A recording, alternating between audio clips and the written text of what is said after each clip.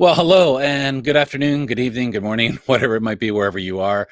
This is Guy Stevens. It is Thursday, July 22nd, around 4:30 Eastern time here in the United States. And I was just wanted to reach out to do a quick Facebook live event to talk a little bit about some place that we could use some help. And this is kind of timely. Really need to get some help today. So I want to talk to you today about a need that you can help out with. And I'm going to go ahead and share my screen here. Any of you that have been following the Alliance might have noticed over the past couple of days a number of posts related to the Office of Civil Rights asking for feedback. And you may have seen posts like this one, kind of sharing that OCR is looking for feedback and encouraging you to provide feedback. This is a really great time to provide some feedback. And let me tell you a little bit more about what this is and about what the request is. So many of you may know the OCR is the U.S. Department of Education's Office of Civil Rights. And if you're not aware of their function, OCR, and I'm going to read to you their mission here. OCR's mission is to ensure equal access to education and to promote educational excellence through vigorous enforcement of civil rights in our nation's schools. And one thing that you may know, if you're part of our community here, is that there are a lot of concerns around civil rights in schools. We know that kids with disabilities, Black and brown children, are disproportionately restrained, secluded, suspended, expelled. So we know that there are issues. In fact, the latest publication from the Office of Civil Rights on Restraint and Seclusion looked at the 2017-2018 data, found that 80% of restraints were children with disabilities, 77% of seclusions. If that alone is not enough to tell you that there's a civil rights issue, I don't know what more you could possibly need. But certainly there are issues. And one of the things that happened recently is that the U.S. Department of Education's Office of Civil Rights put out a request for information, what they call in the government world, something called an RFI, request for information. And that's where basically an agency goes out to the public and says, hey, if you have any feedback on this issue, send us your feedback. And you'll see here, this is from the Federal Register. There's a request for information regarding the non-discriminatory administration of school discipline.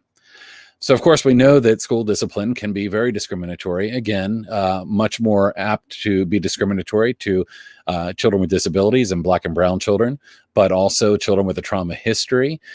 We see are more often restrained, secluded, suspended, expelled, even subjected to corporal punishment. So in this request, the Office of Civil Rights said to the public, or anyone, send us your feedback. Let us know what you think. If you are aware of problems related to, again, the non-discriminatory administration of school discipline, we want to hear that from you. We want to hear your ideas. We want to hear what you think we should do in terms of guidance. So OCR is charged with providing guidance to schools as well as enforcement of civil rights law. So this is an opportunity, a somewhat unique opportunity for everyone to provide feedback related to their experiences. So if you have a child that's been unfairly restrained, secluded, suspended, expelled, or you're just concerned about these practices, it's a great time to reach out. Now, I've been sharing things about this for a couple weeks now, but the deadline is coming up today. Today is the last chance, but I wanted to run with you real quickly what you can do if you'd like to provide feedback. And this doesn't need to take more than 5 minutes. So again, there is a request for information here, and you can look it up and it tells you how to provide feedback. I'm going to cover that in just a moment. So let me back up for a second, and I'm going to share with you how to provide feedback and also feedback that we provided. So I can go back to, and you'll have to forgive me, I'm doing this live, so looking at a couple different screens here. You may have noticed on a couple of these posts, I've included a link, which is a bit.ly link that says Tell OCR. And under that link, if you go there, that actually brings you to the page where you can provide your feedback. And it says here at the top, notice of request of information regarding the non-discriminatory administration of school discipline. And you can begin instantly by writing your comment. So any comment, you can tell OCR that you don't think they should be using seclusion and restraint. You could be telling them that they need to provide training or different kind of oversight. Anything you want, you can provide in the comments here. And I'm going to show you examples of what we've provided. But anything you'd like to put here, you can put as your comment regarding how do we end discrimination in school discipline. You would then come down and you can give it a category. I would probably put it under the category of civil rights, but you can choose another category if it seems appropriate to you, because we really are talking, and I'm just going to put in a name here. I'll put in my own name.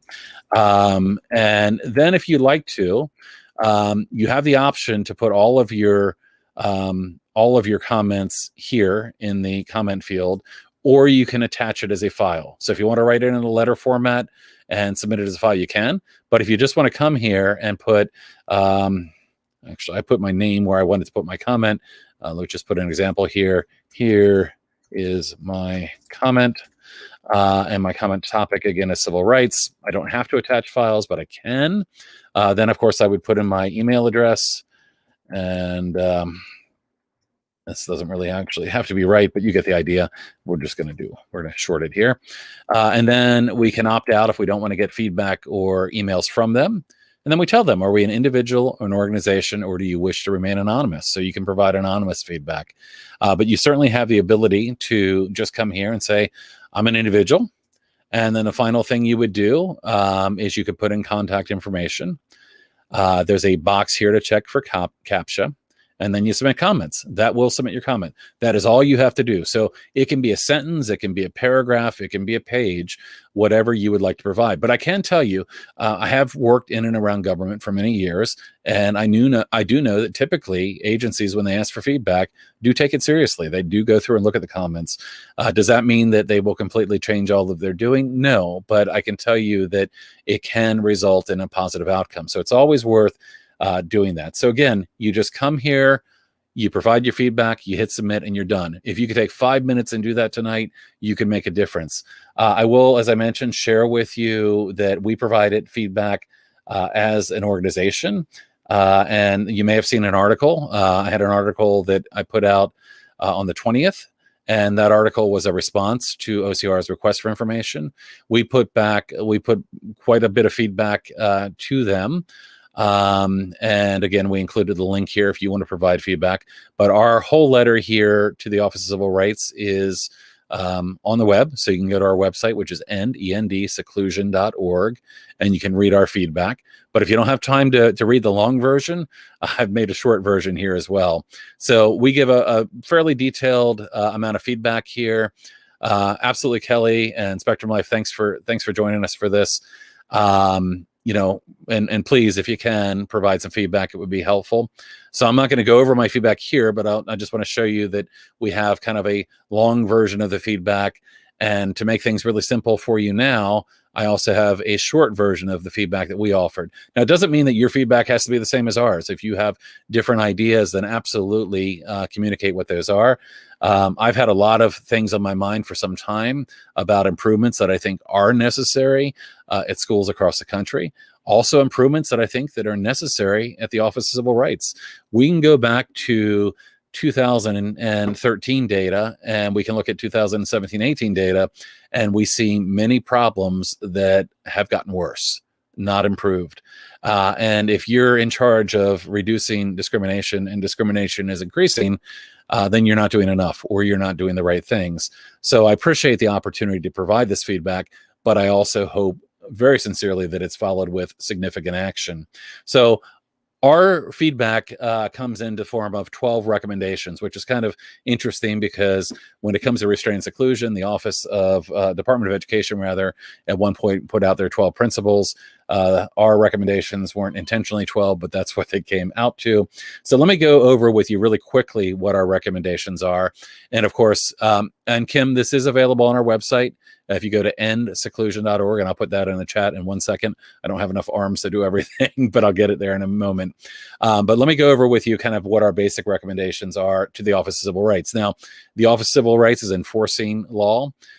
They can offer guidance, they can do enforcement action, but they are not making the law, and we need to put pressure, of course, on our legislative branch to do that, which of course we hope to see happen through the Keeping All Students Safe Act. So you've got to keep that in mind with the feedback, that their function is really about enforcing the law and offering guidance and recommendations.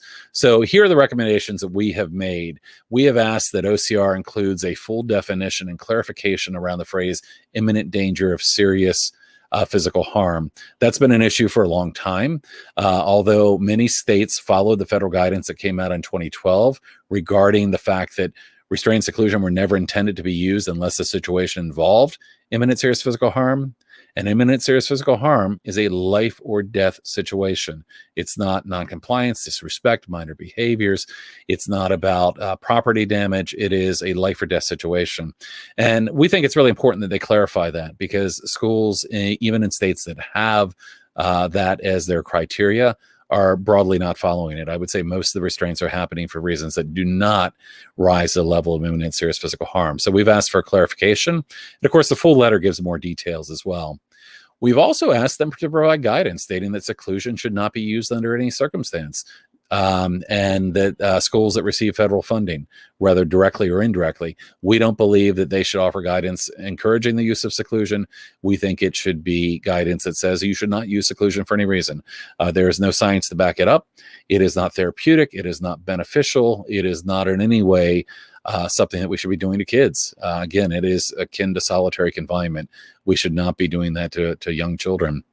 So that's our second recommendation. Our third is that we ask OCR to provide guidance stating that prone and supine restraint should not be used under any circumstance in schools that receive federal funding, direct or indirect. Again, they're only able to provide guidance and enforcement, but we think that the guidance should be very clear. We should not be encouraging the use of restraint or seclusion in any way. Our next recommendation, we ask that OCR provide guidance stating that corporal punishment should not be used under any circumstance in schools that receive federal funding, direct or indirect. So again, OCR is about guidance and about, providing oversight, but we believe this is very reasonable guidance. We know the data out there. We know the science out there. We should not be using corporal punishment. And in the fuller description, I even mentioned things like anything that's related to the use of pain, such as what's happening at the Judge Rotenberg Center. That should absolutely be mentioned in guidance as well. All right. Next point that we brought up was we asked OCR to provide annual guidance to local education agencies on strategies to reduce and eliminate the use of restraint seclusion. So it's not enough to simply every few years offer some guidance. The last guidance we had specific on restraint seclusion was 2016. Before that was 2012. We need to not just say don't do these things. We need to share with local school education agencies what they should be doing instead. Our next item was we asked OCR and the United States Department of Education to provide guidance that states that local education agencies should be staying current with today's brain science. We are lagging decades behind in the knowledge base that's in a lot of our schools. Although the 90s was the decade of the brain, and we learned a lot about the brain in the 90s, a lot of what's in our schools is not current with brain science, is not aware of the impacts of trauma, is not aware of the intersection between disability and trauma. And really, frankly, a lot of the things that are being done to kids in the name of behavior or compliance are causing far more damage and pain to kids than helping. And we've got better science out there, and we should be using it. Next, we ask that OCR proactively address issues related to underreporting and misreporting. We believe that federal funding should be withheld from school districts that have been found to chronically underreport or misreport their data. We have school districts out there year after year of the data collection not reporting data, and even though they have a requirement to do so, they're not doing it. But then there's no consequence of that. There's no enforcement that happens around that. We need to do better. If they're not providing data, I'm concerned about not that it's just negligence, but what they might be hiding, what that data might show. So it's really important that we're very proactive on addressing the issue of underreporting and misreporting. The next point that we raised was we asked that OCR quality assure data and make the data available to legislators and the general public within 6 months of data, the completion of data collection. This is critical. When this happened to my son in 2018, the most current data set I had at the time was from 2013. It was 5 years old. It often takes, 3 to 6 years to get current data from the Office of Civil Rights. And this is really something that can, have a tremendous impact. If we don't know how districts are doing, how can we enforce compliance? How can we make sure that they're meeting the law? As parents, I want to be able to look at a school district's data on discipline and see how that school district's doing, and I should have every right to do so. It should not take so long. In this age and day of big data, we've got systems out there that can analyze and QA data, and it should not take years to get data ready to share. We really need to have that data available much more quickly, because data, to be useful, has to be relevant, it has to be accurate, and it has to be timely. So we're asking for that as well. We also want to see OCR proactively analyzing the data related to restraint, seclusion, suspension, expulsion, and corporal punishment. And that education agencies with the highest use should be investigated. I mean, we should be proactively seeing investigations done. Too often the process is file an OCR complaint, and they may or may not take on the complaint. It may not be resolved. The last administration, we saw a lot of effort around closing complaints, but not necessarily resolving them in a way that was helpful to the children that were involved. So it's not just a matter of how many cases can we close. OCR really needs to be proactive with this. We should be getting that data, analyzing that data, looking across the country for hotspots or issues, and then responding to those issues.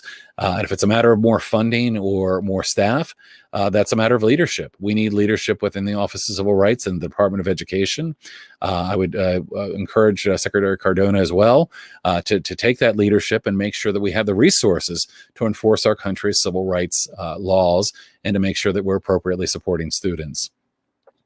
All right, and we've got a couple more here. We also ask that OCR investigate local educational agencies that report 0 instances of restraint or seclusion. So this goes along with kind of the underreporting or misreporting, but anytime somebody reports 0, we want to confirm it. So we're asking that OCR should contact those local education agencies and verify the results within 60 days. It's not good enough a year later to say, oh, well, gee, they made a mistake. If we're seeing 0 from a large district and we don't expect to see that, we should follow up with a question. Finally, we ask that OCR collect restraint and seclusion data for non-public or private placements in which public school students are placed through the IEP process. So if your student is a public school student who is being placed in a non-public or private school, there are federal dollars that are going to support that student, then we believe that that data should also be available. So those were our recommendations. And of course, as I mentioned, I would encourage you to take 5 minutes today. That's all it takes, is our last opportunity, and provide some feedback. You can pick one of those points. You can make your own point. You can send all of those points. As far as I'm concerned, if you copied and pasted and sent them those points, that would be fine as well. But if there are particular issues or problems that you've had, making them aware would be really great. And I do have a number of graphics there to support these 12 points that we have. And of course, the full recommendation set, you can see complete recommendations. I'm going to go ahead and copy and paste that into the chat for anyone that might want to see that. That is on our website. It's also all over Facebook and social media. I've been really posting a lot about this over the last 2 days, so forgive me for being very focused on this, but it's really, really important. So anyway, I just wanted to take a few minutes to reach out to everybody and encourage you, if you have 5 minutes tonight, go to that forum. And let me go ahead and put that forum, just to make everything really easy for you here. Let me go ahead and put that form in the chat as well. And I have a short link that I created for it, which I'll put in the chat. Oops. And bear with me as I type. It's never any fun to watch somebody type.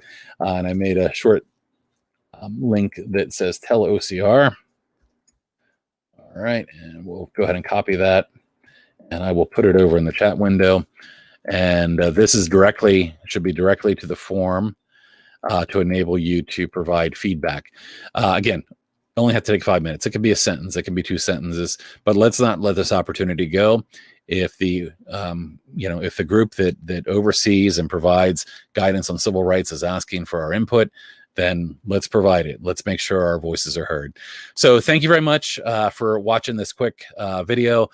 Please feel free to share it. Of course, this is timely information. So if you want to share it with your local organizations, you'll want to do so pretty quickly. But I appreciate everybody. And I don't see any questions here. I saw a couple comments. If anybody has any questions, I can take a couple questions real quickly. But if not, we'll wrap this up here and kind of go from there. But again, I do encourage you to do whatever you can to take this opportunity. I think it's a really good opportunity to tell the Office of Civil Rights and the Department of Education where our children are not being well served, where children are being failed, where their civil rights and really human rights are being violated. So thank you for taking time to listen today. And I'm going to go ahead and wrap up now. Look forward to seeing everybody again soon in our next live event.